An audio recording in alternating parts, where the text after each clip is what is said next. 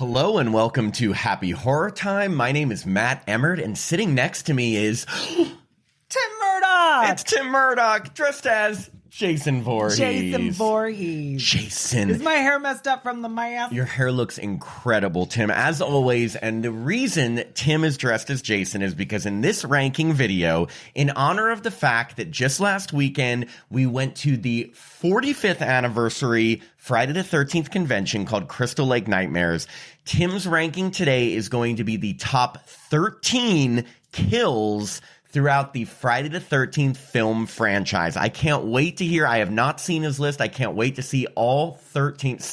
Hear all 13 you can also kills. Look at me. I want no, but I mean, like, are you going to be showing clips? But we'll try to get images in. Okay, yes. Okay, take it away, Tim. Okay, so Matt, I just want to preface that I took a lot of time on this, and waking up in the morning and thinking about death at a camp really can mess up your brain. Wait, you don't do that every morning? I do, but I don't write it down. No, but there's something to be. It's really got into my mind. Like I was just like which death? Which death? Yeah, I was like, which really blew my mind. And you said because there's 12 movies, so how many total? You don't know this. How many total kills throughout the entire franchise? I think there's like 300. Wow. 300. So your top 13. Okay. Okay. These are the ones that made. And remember, this is just my opinion. This is not Matt's opinion. Nope. This is not your opinion. This is just Timmy's. But Tim, you know, his opinion has some weight because he is a Friday the 13th guru expert. Okay. So starting off, number 13. Now, this is not something I don't even watch this movie. I maybe watched this movie twice, but this death really, got inside my mind. It's Adrian. By just the name Adrian, do you know what that means? That's her name in the movie. Do you know what the movie this is from? Is this Jason X? How did you know that? Because you said you never watch it. Okay, Jason X. And too many clues. Okay, it's played by Christy Angus, and it's the liquid nitrogen death. This is the only thing about this movie that is good. And I hate to say that because I love this series so much, but it's liquid nitrogen. So Jason grabs her face, struggle, and then puts their face in nitrogen, pulls her back, and then I guess your face turns to... It's like solidifies. Yes. So then he smashes it and her brains go everywhere. So that's my big takeaway from Jason X. The rest... not memorable. You know what? That is such a good kill. And I actually think that would be on a lot of people's lists because that probably is the highlight of Jason X. To me, the only two things I ever remember from Jason X, you ready? That kill and the scene when he's in the virtual reality and the girls are like, you want to have premarital sex? Yes. You want to... They copy part 7 in the sleeping bags. Exactly. I mean, it's a slick kill, and I wish the rest of the movie stayed to that level, but it just fell apart. It's so good. I mean, it's very Terminator 2. Yeah, like I was like, ooh, this movie's got style. It's got style. It's got grace. Until it didn't. Okay, so number 12 is Freddy vs. Jason. And okay, so again, I don't watch this movie particularly that much, but I love Monica Kena's performance. But there is one particular kill in this movie that I think's pretty good. And he's super cute to boot.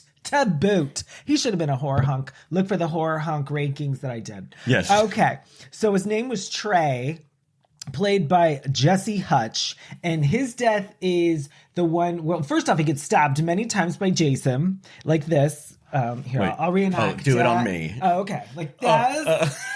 And then Jason comes in, and it's like, remember a fold-out bed from a couch? Yes. He takes it and squashes the guy like that, and like breaks his limbs.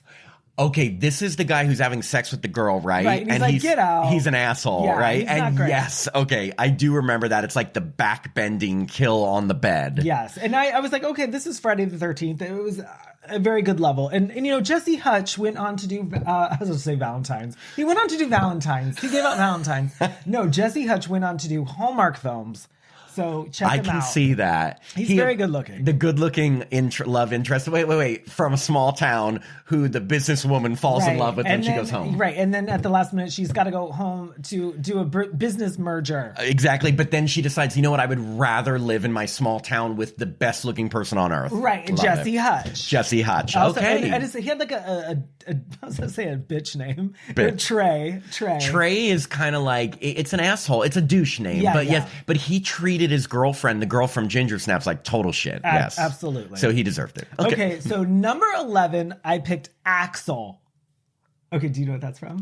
From the name? I'm not good with names. I'm from pop quiz, Matt. Axl, no. Axl Rose, Axl, no. you are the Super Bowl of self-abuse.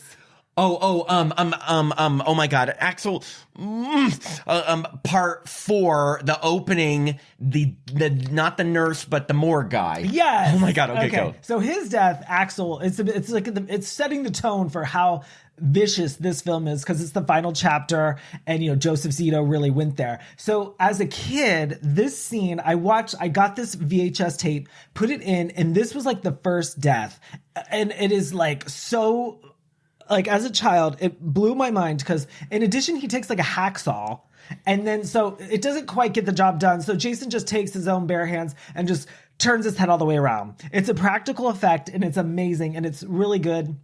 Every single time it happens, because there's blood everywhere. And I'm actually surprised, and for 1984, just how gruesome it was. Now that it's funny because I'm seeing the death in my mind, and I remember we have all of these obviously Blu-rays and things, and I remember seeing the behind the scenes thing on, it was Tom Savini, right? Yeah.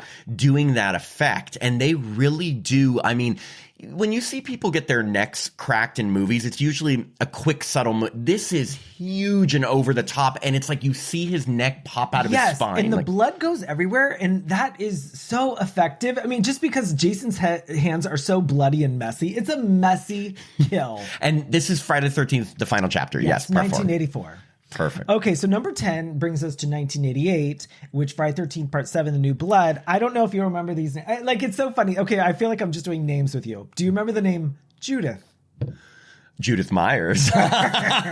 Judith from Part 7? Exactly. It's like these characters were not like, they weren't part of the actual camp. I'll remember her when you tell me the kill. Because okay, so her kill is like she's in a sleeping bag in a tent, and then Jason like takes his machete, goes down, and then pulls her out, and then in a sleeping bag, and she like goes, oh my God. So she pulls herself underneath, and then Jason like yanks, and then tree, just twice. I think they originally filmed a lot more in the deleted scenes. Like he does it like 10 times and blood's going everywhere in slow motion. But it actually worked a lot better just the way they did it. They just did one big slam. Yeah, I was going to say, I think it was they cut it down to one. Yeah.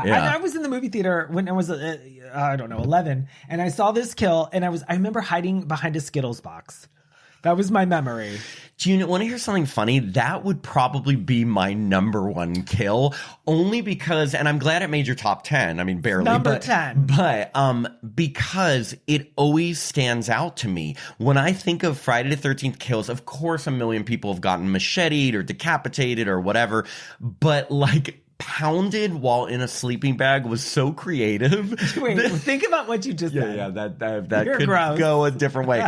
But I'm glad it made your list. I would 100% agree. It'd probably be my number 1. Trust me, I wrote all these kills down, which if anyone goes through my trash, like my neighbors, they're going to be like, this guy's crazy. I'm reporting you to the police. Okay, so number 9 is Doug. Oh, God. Okay, so Doug, played by Peter Barton, who we actually interviewed. And this one is another one killed by Jason's hands, his bare hands. So this guy's taking a shower. Oh, Friday the 13th, the final chapter. The final chapter, the mean one. I always call it the mean one just because it's like, it's the mean one because they don't care. Like, it doesn't censor itself. Yeah, and he's brutal in this one. It's brutal. So he's in the shower showering, and the lights kind of click off. And so he's like singing. He's like, oh, my crazy friends on this camping trip. But Jason breaks through the glass and smashes his beautiful face. Yes. It's a good kill. Tell everyone what the director said as to why he did that kill. Joseph Zito said in the making of, he's like, this guy's so pretty that, we wanted to really mess up that mug. So. And boy, did they. And we did talk to Peter Barton about filming this scene, and he said, like, I think, was it that the actor who played Jason was either really rough with him or very soft with him? He was a little rough. Rough. Okay, yeah. It was rough. Yeah, because obviously, like, I can only imagine you're so worried about actually getting hurt. And I'm sure, to be honest, he probably was worried about his beautiful face because he was a model. Well, if you look really, really close, you can see for like the last second when Jason really like shoves his face against like his hand and then into the back of the wall, you can see that the face is suddenly not a real face. Yeah, I mean, obviously they went back and forth and it was 1984, but it's still it works. It still works. I remember feeling point. I remember feeling like I could feel the pain in this kill because the way he crushes his face, like there's certain kills that are so over the top you couldn't even imagine it. It makes a sound too. It's like crunch, crunch. Yeah, and it feels like anything with your face here, you just can feel it because everyone's like hit their nose or hit something on their head, and it hurts. So that kind of kill would really effing if hurt. anyone even bumps my nose, I'm like, ow. Ow. I can't handle Jason. Yeah, definitely. So Okay, that number 8, the kill is Rick. From Friday the 13th Part 3. Yes, in 3D. Okay, so this one's really good. It's this kill is played by Paul Kratka. I still don't know to this day if I'm saying his last name. No, I think you are. Oh, yeah. Thank you. So Paul, Rick, he's like, they're walking around. They just get back into the camp. Everyone's dead except for him and his girlfriend, Dana Kimmel. And so Jason pulls him aside, and then he starts squeezing his head. And remember, the movie's in 3D, and his eyeball goes, with that exact sound effect. Yeah. Wow. Yeah. Oh. So it's a really, really awesome kill. As a kid, I thought this was the coolest thing ever because I remember renting it. I didn't see it in 1982. I was 5, but I remember as like a 10-year-old, I saw it and I was like, this is the most amazing kill ever. You know what's funny about that kill is that it's also kind of scary because Dana Kimmel goes out and she's like, Rick, and he's right behind the door being held by Jason and can't scream. So it's kind of sad. I will say the eyeball popping out now, because we've seen this movie before, like people laugh. Yeah, no, I mean, again, as a 10-year-old, effective. Yeah. As a 48-year-old, but still memorable. Yeah. I mean, as soon as you said it, I was like, I know what he's talking about. Okay, now this one is a little different. Okay, so we've been talking all this time about Jason's kills, but also in the original Friday 13th, I like the kill of Mrs. Voorhees, played by Betsy Palmer. I was about to say played by Pamela Voorhees. Wait, what number are we on? Okay, we're on number 7. Oh, good. So number 7 is Mrs. Voorhees, and she's killed by Alice. And so this is the big ending struggle. And yes, technically, I mean, it is a kill, but it's just technically not by Jason. It's by Alice to Mrs. Voorhees, and it's a head chop off. And I still, to this day, love a good head beheading. I said no, I think this 100% qualifies as a kill in the Friday the 13th franchise. Yes, it is a heroic kill the villain kill, but like that is, you want to talk about, first off, they reference Mrs. Voorhees getting her head chopped off through almost every movie. Secondly, this was before they were chopping off heads left and right in movies. Like, it was a big deal in 1980. I mean, I just remember going to school and everyone talking about Friday the 13th, and everyone was talking about this head being chopped off. And I was like, I need to see this. And also for 1980, to have a woman chopping off another woman's as a villain's head, I don't know how many movies you're going to see that in back then. No, it's great. It really is good. And I love that, like, in the extras and, like, all the behind the scenes, they always say, like, it's Tasso, who's Tom Savini's assistant, and, like, you could see, like, his knuckles are hairy. And to this day, Betsy Palmer's like, those aren't my hands. And also you can see the toothpicks that were holding the head, right? And that took me a while to see because I had VHS and it was just blurry. But then as I have all the Blu-rays and everything, you can see it. It's almost like the wrench in Halloween when he cracks the window open on the nurse's vehicle. I never knew that until I saw the making of, and now I can't not look at that. So I can't not look at the toothpicks and the hairy arms on Mrs. Voorhees. I mean, the movie Toothpicks and Hairy Fingers. That's what I think the alternate title was. Was. They were like, Toothpiss? Toothpiss. I love Toothpiss. Toothpicks and Hairy Knuckles was Friday the 13th's alternate title. Yes. Okay, now we are down to number 6. Okay, and it's Andy. Part 3. Yes, played by Jeffrey Rogers, who we've never seen at a convention. I don't know if he ever has done one. Yes. Okay, so Jeffrey Rogers is the character that likes to walk around on his hands. Like, I don't know if, like, because, you know, in Friday 13th, you don't get much time for, like, characteristics. Or, like, you know, you don't get much character development. Yeah. So his is walking on his hands. So Jason splits him down the middle and then puts him up in the rafters to just drip blood. I mean, granted, it's a quick kill. It's not like drawn out like, you know, Betsy Palmer's in slow motion. So I, as a kid, And to this day as an adult, I mean, walking on your hands and then getting chopped. So. You know, the thing about this kill, because it's in Friday the 13th Part 3, which was in 3D, the only thing is there wasn't a 3D aspect to it, if I remember, right? There isn't any... Jason goes down and the blood hits like a screen. Yeah. But it's not like the blood was out to the audience. I remember this has always been a very effective kill. I just remember when I saw this movie, as sick as it sounds, like wanting to see more. I know that's crazy, You're but like bloodthirsty. No, but like I think because it is so like freaky that he's literally putting a machete down and just slicing him in half. And this is before Terrifier did it on the hanging girl. But he just like gets demolished. Yeah, it's a very quick death. Oh, I mean, God. like super, like don't blink, don't reach for a piece of popcorn because don't you dare. No, that's a good one. So number 5. We're in the top 5. We're Okay, in the go. top 5 is Debbie. From Part 3 again? Yes, no, it's the couple. Oh my God, Part 3. So this couple really got it. They really got it. So like as she's reading a Fangora magazine, a Godzilla, I love that she's reading a Godzilla article. I doubt Debbie would be reading that, but I love that they have it. So there's like drip, drip, drip. It's her boyfriend that I was just talking about in the rafters. And like it's a huge knife comes through. And they actually do show it. I mean, granted, it's copied off of Kevin Bacon in the original, but it's still effective. And the thing about this is that it is in like the most bright, so brightly lit. So you can't look anywhere but this knife.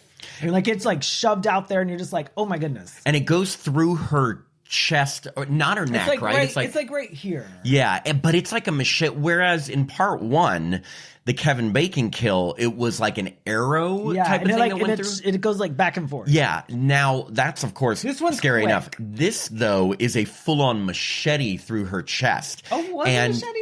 It was that knife that goes through her chest. And Debbie was played by Tracy Savage, who we had on the podcast, and we were talking about like how that effect was done and everything. And it took a while. They had to have like a whole fake, I think, like chest. And she for said her. that they could only do it once. Yeah, but So- it's brutal, and not to mention the fact that she's pregnant. Right, and that added an element when I was doing this. I was like, okay, like they're gonna have a baby together, so it's more mean spirited. So it affected me, and that's why I chose them. You're like, and that's why it makes a great kill. Well, That's a great kill for both of them, and it's a couple. Apparently, Jason does not discriminate either that or he just didn't check the pregnancy test. He really did not. He He's should not have. interested. He should have. That's yeah. why I like Jason. You are the father. Okay, right? go on. Okay, number 4 was Jimmy, played by Crispin Glover. In Friday the 13th, the final chapter. Okay, so I was really excited about this, my final 4, because this is like, he's like, Ted, where's the corkscrew? Ted!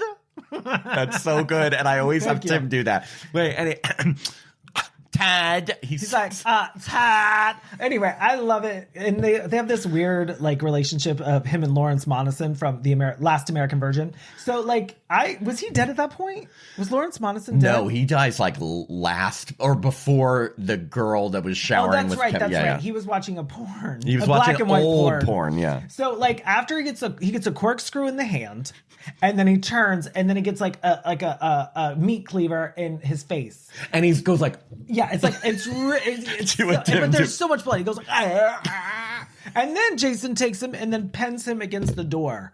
And poor Kimberly Beck can't get out of the house she's because like, he's blocking it. I can't push my friend out. She's like, move, Crispin Glover. That is a great. I forgot about that kill for a little while. How could you forget about it? I mean, because of the way he says Todd, like, and the corkscrew in his hand, which kind of literally like pins his hand down so he can't move it. But Right. then the meat cleaver in his face, like it's just the expression There's he so makes. much blood on his hand. There's so much blood on his face. I love it. I'm like, death. Yay. No, that's a good one. That's Thank a good you. one. Okay. Number 3 Oh my God, we're getting to the top 3. is Mark. From Part 2, Friday the 13th Part 2 in the wheelchair. Yes. Okay, so this sweet innocent guy is just in a wheelchair, and you think like, oh, Jason would never hurt a guy in a wheelchair. And this is where Friday the 13th Part 2 is very mean-spirited, and this guy Mark gets a machete in his face and then pushed backwards down stairs in the rain and lightning and thunder. It's like, oh, did I just see that? I feel dirty. It's first off, the funny thing about this kill is that I don't remember seeing all those stairs ever before. It's really quick. Okay, because but what happens is he's kind of like looking out on the, like, he's like by himself, he's looking out at the rain, and then the machete comes onto his face, and then suddenly he goes down the longest staircase around, and you're right, it's like so mean-spirited. It's so mean because this guy, he's so sweet, and he's like, he's in a wheelchair, so it's like, again, Jason doesn't discriminate. He's just like... He's like, whoever's in my woods is dead. And if you're in a wheelchair, you're going to go down a flight of stairs. And then I like, there's an added... I love how excited we are about 13 kills. They're like, they show the machete just still in his head as he's going backwards. Yeah. Like, Jason does like, nah, you can have it. Yeah, it's just like, I guess I don't have to do anything else. It's like, if the machete didn't kill you, the fall will. Like, the scene we didn't get was Jason running back down. He goes, I need my machete. It's like, hey, I need the machete back, and let me take that. Because there's still more people to kill. Okay, so my number 2 is Kevin Bacon as... Do you remember Kevin Bacon's name in Friday 13th? Jack. Oh, I'm really impressed. Did you cheat? No. I mean, Okay. but from doing this podcast, we've watched the original like a dozen times. Okay, so yes. The reason I really like this particular death is because... Well, first off, it's dark, it's spooky, it's Kevin Bacon. But this is my favorite part. The part that Mrs. Voorhees, she goes like this. Like that. Oh, yes. Like that is so effective to this day. Whenever I go to sleep, I always am like, is someone going to grab me like this? And then what happens after she does that? So then she takes an arrow and then just shoves it in his neck. And she kind of goes, there's 2 versions. There's the edited version and non-edited version. But there's one where like you can see the arrow just go back and forth, and the blood goes higher and higher. And a little bit of blood touches his chin right here. Yeah. So it's very effective. And like, I love Tom Savini's excitement for it because he's like, oh, something went wrong. So we had to like blow in a tube, and like, so the blood came out more, and like, people love it. That was almost my number 1. I'm really glad that you put that on there because I was worried you were going to put Tracy Savage's kill on without the one that inspired it. Right, and I was wait, you can't do that. But I'm glad you did. So because the Kevin Bacon kill from the original Friday the 13th inspired the kill in part 3 that Tim mentioned, inspired a lot of kills where someone's underneath the bed. But you're totally right. I actually have never thought about, oh my God, what if someone's underneath the bed and doing that? You don't check under your bed every night? I'm going to be nervous about that. Oh, I'm sorry. Well, you know what? Thanks for coming to my nightmare. But that was, wait, refresh my memory. That was actually Betsy Palmer's hand doing that, right? Goes like this. Because it's not a hairy-knuckled hand. No, I think, well, you know what? That's a very good question. I think it's her hand. I don't know whose hand it was. Let's say it's hers. Okay, let's say it's hers. Okay. Could you imagine Kevin Bacon and like Betsy Palmer, like, okay, we're going to film this Actually, wait a scene. second. Now that I think about it, you're right. Betsy Palmer's not going to be hanging like, out underneath the bed. That. It was probably, maybe not Tasso's hand. Maybe it was Tom's hand. Maybe it was Tom's. We'll never know. We never gotta do know. a little research. Yeah, okay. Oh my God, I can't wait. The number 1 kill. My number 1 is just, I'm such a fan of this movie. And I think it's your favorite one. Okay. It's Melissa. In part 7, the New Blood. Okay, yes. Her real name is Susan Jennifer Sullivan, and she has a monologue before her death. She goes, "You people give me the creeps." He goes, "Melissa, stay here with us." And she goes, "Fuck you. No, fuck you both." And then she opens the door. I didn't want to cuss, but this is the line. I'm in the moment. So she opens the door. Jason's there with a huge axe. He puts it in her head and then throws her across the room over the TV. I love it so much. And they do such a good job. Like, obviously it's not the actress, but whoever they dressed up, it's so good and so effective. I love there's like 2 seconds. I love my excitement. I can't believe I'm talking about No, this. I love it. So there's like this 2 seconds, like after the axe is inserted into her head, there's like 2 seconds where she's just kind of like it's like 2 seconds, and then he throws her. That's amazing, and that's my number 1. I definitely respect that. It's a classic great, Jason. It is a great kill, and it's like such disregard for human life because, like you said, not only does he axe her in the head, the best part is him just shoving her over like she's trash. Yeah, and Jason's like, it's a cool scene because Jason's pissed, and so you can see him like huffing and puffing, like, I don't have time for this bitch. He's And like, it's so funny because she's one of those people that you hate the most in this movie. I loved her. And after a while, you're like, are they going to kill her or not? Like, why is she surviving this long? So you think, like, all she had to do was not be a dumb bitch and go back to the place that he told her a killer was at. Right. But she completely Well, ignored him and was going. she had eyes for Nick, and she was not about to have Tina get in her way. After she slept with that guy as like a pity fuck. Right. She's covering her bases. And so that, yes, Friday the 13th part 7. I will say this because I know I used to say part 7 was my favorite. It's not, and I'll do my own Friday the 13th ranking sometime in the future, but it is one of them, but like, I can't say it's my favorite anymore. I'm just going to leave it at that. I know, I love it. All these years love you it. lie to me. No. I just like, my tastes have changed because you have shown me the other sequels so often. Right, I have. Wow, that was a really great ranking, Tim. Thank you, Matt. I really like, to be honest, like if you asked me like point blank, what kills did he leave out that I would have added? I can't in my mind immediately think of one that I'd be like, oh my God, how did you not do that? I think the only one I thought maybe you would mention, but Melissa's much better, was Marcy's kill in the original Friday the 13th when she... You know what? The axe. It is because it was very close. And I do love that because they do zero in on the axe and her sinking down. Yeah. And it looks like a real axe. Another one that I really, really liked was in Jason Lives when that guy, like Jason just turns around and like pulls out his heart. Oh God, yeah. I was like, that's pretty good. Yeah, that's like Terminator zombie Jason. I enjoyed that. No, but those were great and a good variety. I mean, obviously it's so funny because you can tell which movies are your favorites. I mean, if you haven't watched Tim's full Friday the 13th movie ranking, definitely check it out because you'll see he ranks all the movies in order of his favorites. But it's very, like, it makes sense that most of your picks were from parts 3 and part 4 because those are like your two favorites. Yeah. I mean, like, I don't think I picked one from part 5. You know what? And surprisingly, you didn't pick any from part 8. But I was close because I thought the head being popped off during a boxing match was pretty good. Oh my God, you're right. That one would make my ranking. Yeah, because it's I like, give me your best. Whoa, give me your best shot. Apparently, I'm Matt choked and I up. are really dying. I'm really choked up over this. Yeah, no, that's a good one. Hey, there's a million great kills, but those were 13 awesome ones. So please let us know in the comments, what are your favorite kills throughout the entire Friday the 13th franchise? Do you agree with Tim's ranking? Would you put it in a different order? Did we miss any? Yeah, let us know in the comments. We love to see what you guys have to say. And yeah, thanks for watching. Wait. Or what was it? That's what it says, but it sounds like I know.